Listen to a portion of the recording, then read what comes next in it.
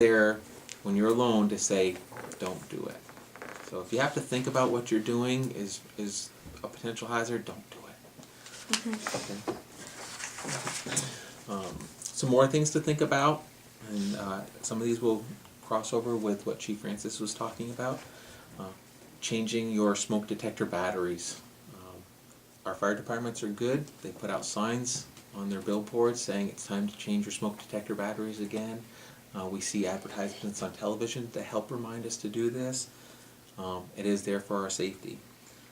Having GFCIs, installed in the appropriate places, which would be basements, kitchens, and bathrooms, and garages. What do those initials stand for? They're the ground fault circuit outlets, and it is code that it's supposed to be in those areas.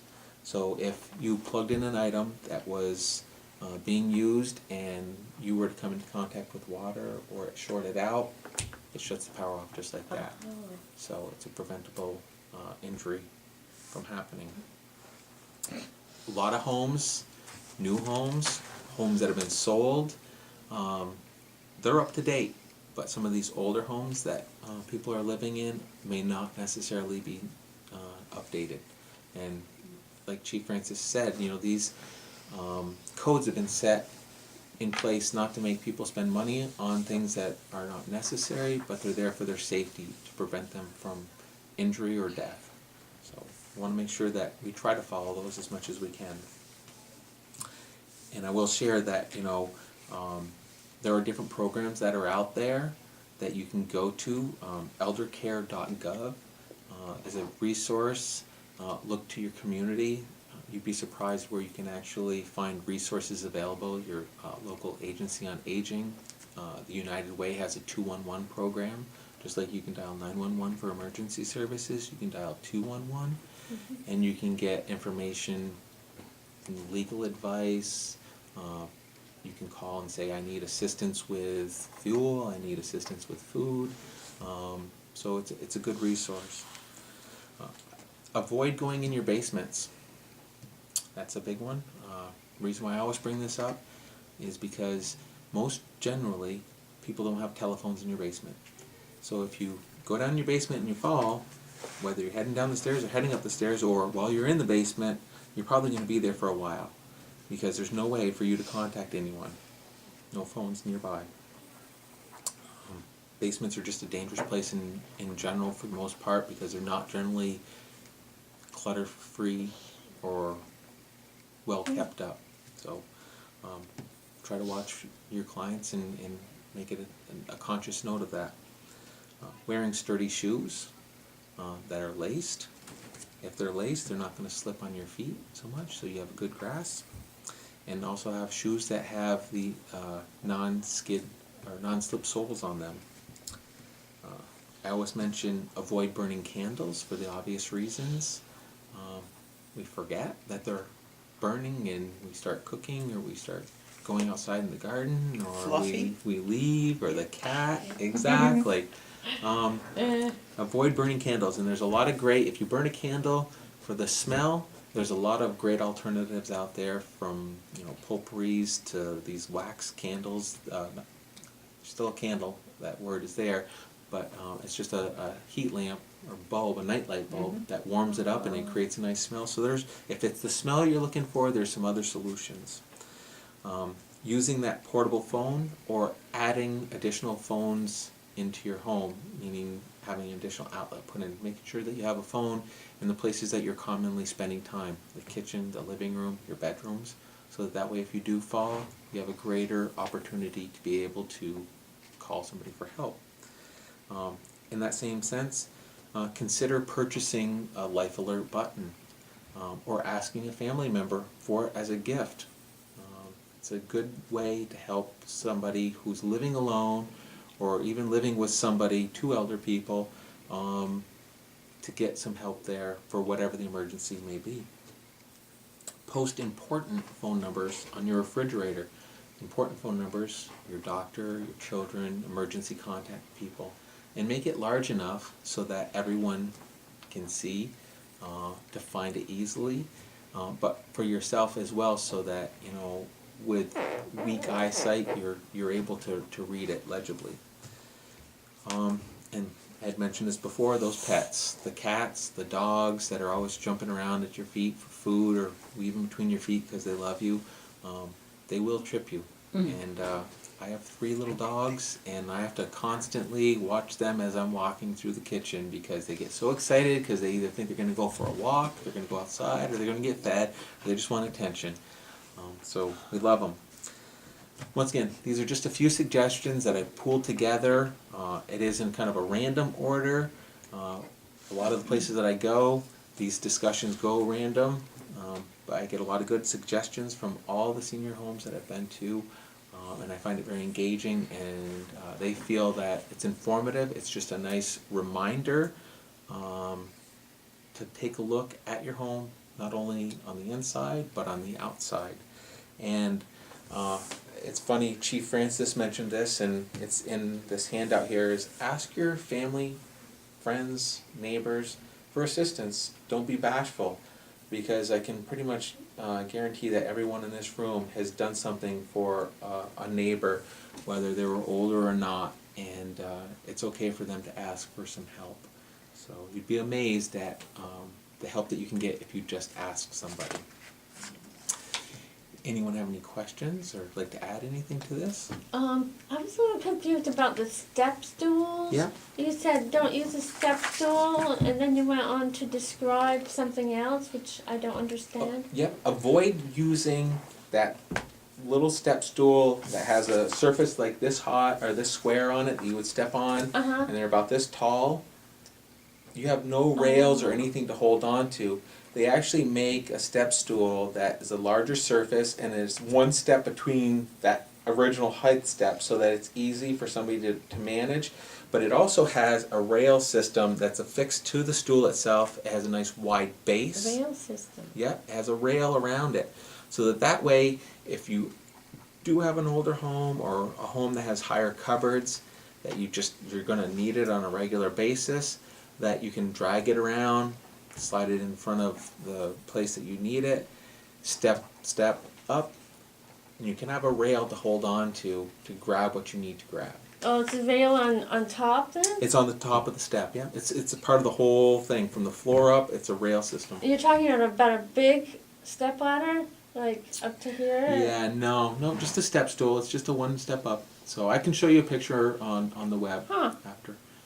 So, yeah. I had a client that had old dated stuff in the fridge and the cupboards. It's like, do you mind if I just run through it and see? I'll leave them out so you can look at them.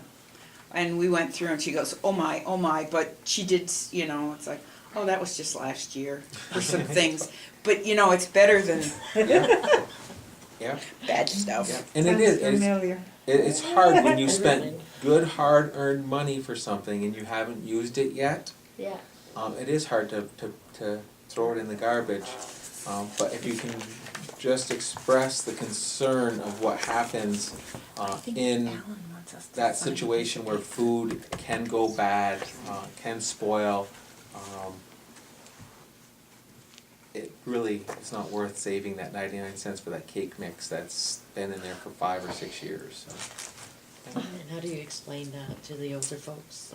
Well, if you're struggling with that directly to them, and you're working for TLC, you can come and you can talk with Courtney, Muhammad, or myself, anyone, for some suggestions. Alan Susi, the nurse case manager, Jean, look for advice. A lot of times it'll be a suggestion that may be put back that Alan or Jean may call another family member and just say, hey, look, Carol was in the home. She recognized that your mom had some, bad yogurts, and they're probably a year out of date. And she doesn't want to discard them. I'm concerned that she's potentially going to eat them, and I don't want to disrespect her by just throwing them away. Alan may make a call to the family and talk with one of their family members and say, this is the situation. And it eliminates you from being in that situation of making that bad call, or it's a good call, but a bad call on their part, you know what I mean? Mm-hmm. So I think that's probably like the best thing, is just to reach out and let somebody know. Document it in your notes and call Alan or whoever the case manager that's involved. Okay? Well, I'm going to turn this over to Jean. Thank you very much. I will leave these copies here on the table so you can grab them afterwards. And thank you again, okay? Thank you. That was very interesting. Very good, thank you. Thank you, Tim. That was excellent. Okay, for our last presentation, it's on fall prevention. And afterwards, there are individual forms here to take for a test to finish it all up, and to give you your credits for the in-service. According to the U.S. Center for Disease Control and Prevention, 1/3 of Americans age 65 plus fall each year. So something that we encounter quite frequently. Every 15 seconds, an older adult is treated in the emergency room for a fall, and every 29 minutes, an older adult dies from that fall. Falls are the leading cause of fatal injury and the most common cause of non-fatal trauma-related hospital admissions among older adults. Falls result in more than 2.4 million injuries treated in the emergency departments annually, including over 722,000 hospitalizations and more than 21,700 deaths. In 2011, the direct medical cost of fatal and non-fatal fall injuries totaled over $36.4 billion. And the financial toll for older adult falls is expected to increase as the population ages, and by 2020 it could reach 61.6 billion. Falls with or without injury cause a heavy quality of life impact. A growing number of older adults fear falling and as a result limit their social activities, and this can result in further future decline, depression, social isolation, and feeling of hopelessness. Okay, I'm sure we all have people who are concerned about falling that we're visiting, and so it's quite common that would be there. Falling is not an inevitable result of aging. Through evidence-based interventions, practical lifestyle adjustments, and community partnerships, the number of falls among seniors can be reduced substantially. What should we look for with falls? Has the person fallen more than once in the past year? Has the person fallen more than 2 or more times in the past 6 months? Does the person take 4 or more medications daily? Because multiple medications can cause dizziness, drowsiness, and balance problems. Having at least an annual review of the medications by a qualified professional may help remove some of these precipitating conditions. Does the person have a change in hearing? Because dizziness often occurs with the loss of hearing. Has the client or others around him noticed a change in vision? Seeing obstacles is the first step in avoiding a fall. Keeping a client's glasses clean and in good condition will matter. Does the person wear floppy footwear, too long a bathrobe, or other oversized clothing which will interfere with mobility? Does the person have trouble reaching overhead? Does the person have trouble picking up objects from the floor? Is it difficult for the person to get in and out of the bathtub or shower? And I am encountering a lot of the bathtub seats that are actually fitting inside the toilet. There are bathtub seats that have an extension that go over and actually is a lot safer for somebody that's unsteady, because then they can sit down and then put their legs in the bathtub. How well can the client transfer in and out of the chair independently? And oftentimes the person will have a walker in front of them and they'll grab for the walker instead of coming to the edge of the chair and pushing up. and they don't think about it. It's just automatic for them. So they need us to be reminding them of the steps for safety to be getting in and out of the chair. Can the person walk without holding onto a device or furniture or another person? These are all things to be looking at to evaluate the potential for falls. Okay, what can be done? Talking with the person about the history of falls and relating this information to the case manager. Observing the strengths and weaknesses of your clients and relating this again. Watching for occasions when the person is off balance and note the time, the activity, the location, and the effect of the client and reporting this. And I made a home visit this past week where I was able to see that the door to the bathroom is going in instead of coming out. And because of this, when the person goes in with their walker, the door is going right in front of the toilet. And say they're having a hard time getting around to get to the toilet, which can be a very possible danger falling. The door can be changed so the door comes out and giving the person plenty of room to get their walker into the bathroom to sit down. Or in another situation where there was a bathroom and there was actually, the person has a walker but cannot fit, and then there has a little area to go into the toilet. They cannot fit that walker into the toilet. So they are holding on to the walls, letting go of the walker to get in to sit on the toilet. That person needs grab bars in that area. So that happened 2 days ago when I was going into homes assessing, and we talked about it with the family, and they're going to work on it. But if you notice anything, please feel free to let us know so that we can go in to evaluate. Because part of our responsibilities when we're going in the home is to evaluate for safety. And if we see anything that can be used to increase the safety in the home, we will share that with them. As far as the toilet seat, with the shower chair going over the out of the bathtub so the person could sit down. If the physician gives a prescription for this for safety, it is often covered by Medicare.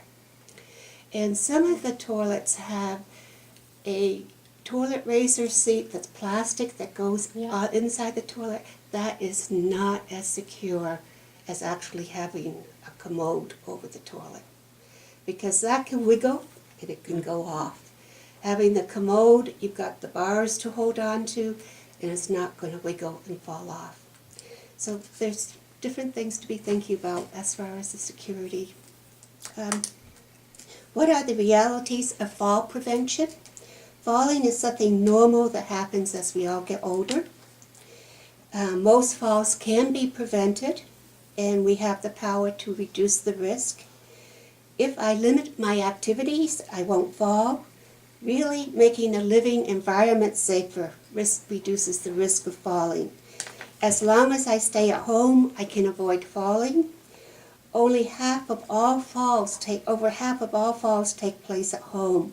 Inspecting the home for fall risk, fixing simple but serious hazards such as clutter, throw rugs, poor lighting, modifying the home by adding grab bars, a second handrail on stairs, or applying non-slip paint on outdoor steps will all contribute to fall risk preventions. And on the stairs as going up, they get slippery with the dew and the water. They have excellent slip prevention pads that can be put on wooden stairs to help prevent that. Muscle strength and flexibility can't be regained. While we do lose muscle as we age, exercise can restore the strength and flexibility, and it's never too late to start an exercise program. Even if you've been a couch potato your whole life, becoming active will benefit in many ways, including protection from falls. And a lot of the senior citizens now have very active prevention programs for very limited cost if any of the clients can get out and enjoy doing something like that, as long as it's approved by the doctor. taking medication doesn't increase the risk for falling. Really, taking any medication may increase a risk of falling. Medications affect people in so many ways and can sometimes alter our mobility negatively. I don't get my vision checked every year, they say. Well, vision is another key risk for falls. Aging is associated with some forms of vision loss that increase the risk of falling. People with vision problems are more than twice as likely to fall as those without visual impairment. Having eyes checked at least once a year and updating glasses is very important for safety. For those with low vision, there are programs and assistive devices that can help. One of the common eye disorders as people age is macular degeneration. And when that occurs, the central vision becomes very blurry. You would have peripheral vision, but not the central vision. And so it's difficult for them to see as they're walking in front of them at times. The Association for the Blind is an excellent resource that is free and available to anybody that needs help with improving the safety in the home. They have excellent lighting systems that they use. They have very top-grade magnifying glasses. They have computer magnifiers that can go on a computer. I strongly recommend that if anybody has any trouble reading, to use that. And one of our clients that we just recently knitted, who has a macular degeneration, we talked about the Association for the Blind and coming in and assessing to help to provide safety needs too for them. Okay. They say, I can't report that I have witnessed another person's fall or that I'm aware I will hurt their feelings, and besides, it's none of my business. Really, what is known about a first person's fall is critical to keeping him safe and avoiding long-term injury that may change the very nature of the person's life. It's everyone's responsibility to help others avoid the consequences of falls. And the person might say, oh, I'm a tough old bird, I won't get hurt if I fall. An elder falls every 15 seconds and dies every 29 minutes from having fallen each day. The odds of being injured even slightly from a fall are astronomical. It remains best to avoid falling at all costs because the cost of falling will exceed the cost of prevention. And not only is the cost of falling, when you fall, you're really limited as far as your activities, and it can get very hard. Depression occurs. It's just increases your lifespan, and it really is very hard when it occurs. Okay, well, that's it for this program. Does anybody have any questions at all? Okay, I'm going to turn this monitor off. And I'm not sure quite how we go about it. Right. Yeah, how does that look? I don't know. Yep, I think you're good. No. No?